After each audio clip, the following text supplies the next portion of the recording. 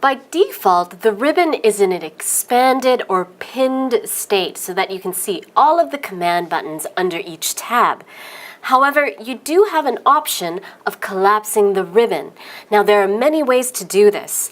The first way is to click on this collapse button in the lower right corner of the ribbon.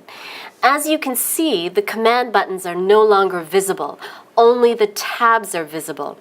Now, if you need to select a command while the ribbon is collapsed, you can click on a tab, which will open the ribbon, and after you select a command or click outside of the ribbon, it will disappear.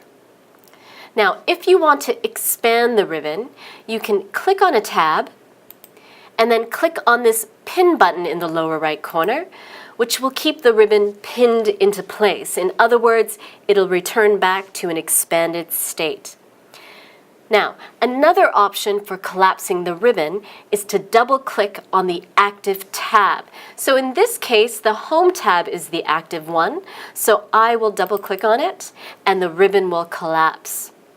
If I want to expand the ribbon, I can double-click on any tab. This will expand it and make that tab the active one. Now, there is a keyboard shortcut for collapsing the ribbon. If you hover your mouse over the collapse button, you'll see the shortcut appear within the brackets here, Control plus F1. So, if I hold my Control key down, keep holding it down, and then press the F1 key, that will collapse the ribbon. If I press that keyboard shortcut again, it will expand the ribbon. Now finally, the last way is to use the Ribbon Display Options button in the top right corner of the window. Clicking on it will display a menu with 3 options. I'll start by selecting Show Tabs. This collapses the ribbon and shows the tabs, as we've seen with previous methods.